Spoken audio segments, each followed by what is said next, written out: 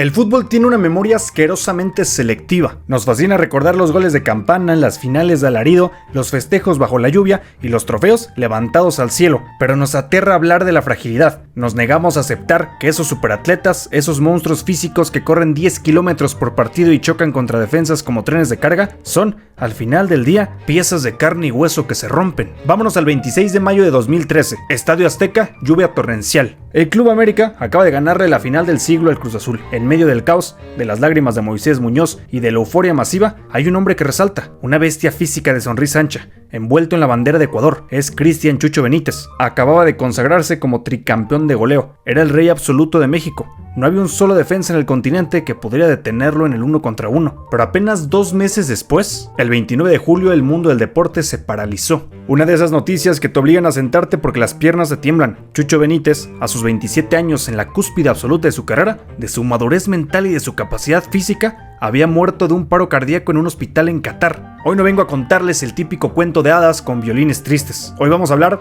de frente. Vamos a recordar al genio, al goleador, pero también vamos a poner sobre la mesa la negligencia brutal, la hipocresía de una industria multimillonaria y el error médico sistemático que le costó la vida a uno de los delanteros más dominantes que ha visto el fútbol moderno, la sombra de la pantera y el racismo de élite. Para entender la potencia de Cristian Rogelio Benítez Betancourt, hay que escarbar en sus raíces. Nació el 1 de mayo de 1986 en Quito, Ecuador, pero su historia real empezó en el calor, la humedad y la pobreza en Esmeraldas, a donde se lo llevaron de recién nacido con su abuela materna. La genética, dicen, no miente. Cristian era hijo de Hermen La Pantera Benítez, el máximo goleador histórico de la Liga Ecuatoriana con 191 goles y el primer jugador de su país en atreverse a cruzar el charco para ir a Europa. Pero aquí viene el primer golpe de realidad para los románticos. El apellido no le sirvió de nada. Su padre fue una figura ausente durante gran parte de su niñez. Fue su madre, Rita Betancourt, quien se partió la espalda para guiarlo, y cuando el niño tenía apenas 6 años, lo regresó a Quito para meterlo a las academias del Club Deportivo El Nacional.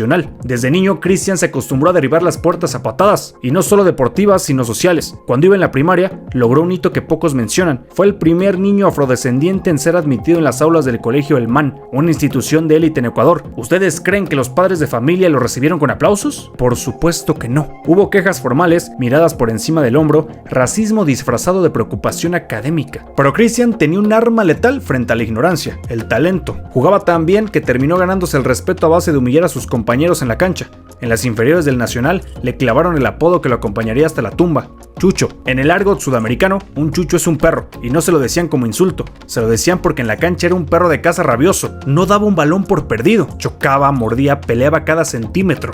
A los 16 años ya estaba debutando en primera división. A los 20 ya era bicampeón de la Liga Ecuatoriana. Era un fuera de serie, un tanque de guerra con un motor de un Ferrari. El ascenso en el desierto, Santos Laguna. El fútbol mexicano es un experto mundial en importar extranjeros petardos y venderlos como figuras. Pero en 2007, la directiva de Santos Laguna hizo el scouting de su vida. Trajeron un chico de 21 años, tímido ante los micrófonos, que corría con la mirada clavada en el pasto, pero que tenía un radar integrado en el cerebro para encontrar la portería. Su impacto en la comarca lagunera no fue adaptación, fue invasión. Se pintó el pelo de verde fosforescente, se rasuró el número 11 en la nuca y formó una sociedad letal. Primero con Matías Bozo y después con su compadre Darwin Quintero. Era la pesadilla de cualquier central de la Liga MX. Si lo marcabas de cerca, te giraba usando el cuerpo y te dejaba tirado. Si le dabas 1 metro de distancia, te fusilaba con la derecha. En el torneo Clausura 2008, fue el motor absoluto que impulsó a Santos a levantar el título de Liga, irónicamente, contra Cruz Azul. Fue nombrado el mejor jugador del torneo. Las defensas mexicanas simplemente rebotaban contra sus muslos. En su primera etapa con Santos, Chucho marca números de locura. Se volvió un semidios en Torreón, la ironía médica de la Premier League. Pero el fútbol es un negocio implacable, y cuando destacas en el continente americano, Europa te llama. En 2009, el Birmingham City de la Premier League inglesa se lo llevó a préstamo. Y aquí presten mucha atención, porque este es el dato que hace que la sangre te hierva. Antes de firmar con el Birmingham, los médicos ingleses supuestamente de primer mundo le hicieron pruebas exhaustivas, encontraron un problema en su rodilla y retrasaron el fichaje para renegociar las condiciones del contrato. ¿Escucharon bien? Le escanearon la rodilla al milímetro para proteger la inversión del club, pero dejaron pasar por alto el defecto de su corazón. La prensa suele decir que Chucho fracasó en Europa, una lectura mediocre. Lo que pasó fue un choque cultural y de estilos de juego. El Birmingham en ese entonces era un equipo ultra defensivo, que jugaba el pelotazo, metido atrás, rogando por un empate a 0. A Chucho lo ponían a correr 40 metros en solitario contra los centrales del Manchester United y del Chelsea. Aún así, jugó más de 30 partidos, marcó solo 4 goles, pero la afición inglesa lo respetaba por su entrega física brutal. El clima, la barrera del idioma y un equipo ratonero terminaron por frustrar su sueño europeo. Regresó a México en 2010 con el orgullo herido, y un Chucho Benítez enojado y con ganas de revancha era lo peor que le podía pasar al resto de los equipos. En su torneo de regreso metió 16 goles, fue el campeón de goleo, el monstruo había vuelto. El vuelo del águila y la presión de Cuapa. Llegamos al 2011. El Club América, el equipo más odiado, presionado y mediático del país, atravesaba una crisis. Necesitaban un salvador. Entonces abrieron la chequera. Desembolsaron una cifra histórica que rondó los 10 millones de dólares para vestirlo de azul crema. Jugar en el América destruye carreras. Hemos visto decenas de delanteros carísimos seleccionados nacionales llegar a Cuapa y encogerse de miedo ante el peso de camiseta y la presión del Estadio Azteca. Chucho hizo exactamente lo contrario. Se hizo gigante. Su ego deportivo encajó perfecto en Cuapa. Exigía el balón, cobraba todos los penales, se peleaba a gritos con sus propios compañeros y no le daban un pase filtrado. Tenía un hambre enfermiza, casi maniática por la victoria. Con el América, su historia es irrepetible. 3 títulos de goleo consecutivos, Apertura 2012, Clausura 2013 y fue el máximo anotador en una época donde la liga tenía extranjeros de altísimo nivel como el Chupete Suazo o Jackson Martínez. Su etapa en Cuapa se resume en números absurdos, 52 goles y 15 asistencias en apenas 79 partidos, y el cierre fue película de Hollywood. Esa noche de mayo de 2013, Chucho jugó su último partido en México levantando el trofeo, cobrando un penal clave en la tanda decisiva contra Cruz Azul. Se despidió en la cima del Everest. Tras ganar todo, tomó la decisión de cobrar el gran cheque de su vida, el momento de asegurar el futuro de sus hijos a niveles multimillonarios, el negocio del desierto y la madrugada de la muerte. Y aquí es donde la historia pierde la magia y se vuelve un expediente incómodo, oscuro y trágico. A sus 27 años, en plenitud física, la lógica romántica indicaría que Chucho regresaría a Europa a un club grande en España o Italia, pero el fútbol moderno ya no se mueve por la gloria deportiva, se mueve por petrodólares. El club El Hajj de Qatar le ofreció una montaña de dinero grosera, imposible de rechazar, tanto para el América como para él. Chucho empacó las maletas y se llevó a su familia al otro lado del mundo,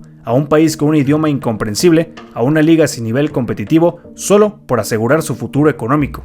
Esa es la triste realidad del futbolista sudamericano promedio. Cambian la élite competitiva por los dólares del desierto para asegurarse de que su sangre no vuelva a pisar la pobreza nunca más. Su debut oficial en Qatar fue el 28 de julio de 2013. Jugó un partido de un torneo local, hacía un calor sofocante pero todo parecía normal. Pero en la madrugada del 29 de julio, el infierno se desató en la casa de los Benítez. Chucho despertó a su esposa, Lisette Chalá, tenía un dolor abdominal agudo e insoportable, se retorcía. Pensaron que era una apendicitis o una intoxicación. Salieron de emergencias a un hospital local en Doha, y aquí es donde la impotencia te rompe el alma y te da ganas de golpear una pared. Lisette, desesperada en un país ajeno, pedía ayuda, rogaba por atención médica urgente, pero la barrera del idioma, la burocracia absurda del hospital catarí y la incompetencia del personal en turno crearon el cóctel de la muerte. Lisette contó después, destrozada ante los medios, que la atención no fue inmediata. A un atleta de élite que costaba millones de dólares lo tuvieron esperando más de 2 horas mientras su cuerpo colapsaba frente a ellos. Le dieron analgésicos para un supuesto dolor de estómago. Horas después, cuando el jugador entró en convulsiones, por fin lo pasaron a urgencias. El ambiente cambió, los médicos corrían, el caos reinó la sala. Y después de minutos de agonía que parecieron siglos, salieron con la noticia que enmudeció un continente. Cristian Chucho Benítez había fallecido. La falla del sistema, la crítica necesaria. En Qatar, la primera autopsia oficial había dicho que era un paro cardíaco, pero el cuerpo fue repatriado a Ecuador, y ahí una segunda autopsia reveló la verdad escalofriante. Chucho tenía un problema coronario congénito, una malformación en la arteria coronaria que estaba destinada a matarlo tarde o temprano. Y aquí es donde yo exijo respuestas, y ustedes, como aficionados de este deporte, también deberían. Estamos hablando de la industria del fútbol profesional, un negocio que factura billones. Chucho Benítez pasó exámenes médicos de alta tecnología con la selección de Ecuador, pasó exámenes exhaustivos en Santos Laguna, fue escaneado en la Premier League de Inglaterra donde le revisaron hasta la última uña del pie para no perder dinero, pasó por los laboratorios del Club América y finalmente pasó los supuestos exámenes médicos de alta tecnología de Qatar. Me están diciendo que durante más de 12 años de carrera profesional, habiendo sido sometido a pruebas de esfuerzo, resonancias y electrocardiogramas de élite, ningún maldito médico fue capaz de detectar que tenía una malformación congénita en el corazón. Este no fue un accidente trágico caído del cielo, esto fue una negligencia sistemática y asquerosa. La medicina deportiva le falló miserablemente. Los clubes, preocupados única y exclusivamente por ver si el jugador tenía bien los los meniscos para poder vender camisetas y meter goles el domingo, pasaron por alto el motor principal de su vida. Chucho era una máquina atlética tan perfecta, su físico era tan descomunal que su propio cuerpo logró compensar el defecto del corazón durante años, hasta que simplemente ya no pudo más. El fútbol lo exprimió al máximo y cuando el motor falló en la soledad del desierto, no hubo nadie lo suficientemente competente para salvarlo a tiempo. El impacto de su muerte fue un cráter. La selección de Ecuador se quedó huérfana y le dedicaron su clasificación al Mundial de Brasil 2014, un torneo donde Chucho seguramente habría destrozado redes. Su gran amigo Antonio Valencia se tatuó su número y su rostro.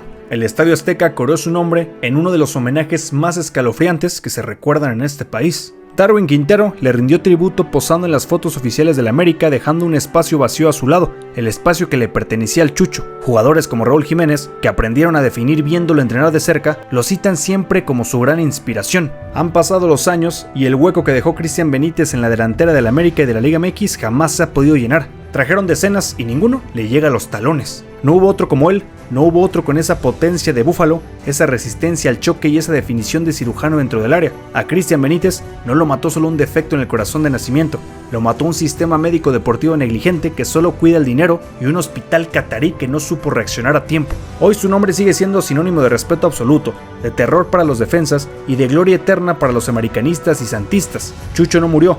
Simplemente se fue a correr al espacio y a meter goles a otra cancha. ¿Ustedes creen que el fútbol de élite aprendió una lección después de esta tragedia? ¿O los jugadores siguen siendo tratados como un simple producto que los desechan cuando ya no les sirve? Los leo en los comentarios. Descansa en paz, eterno goleador.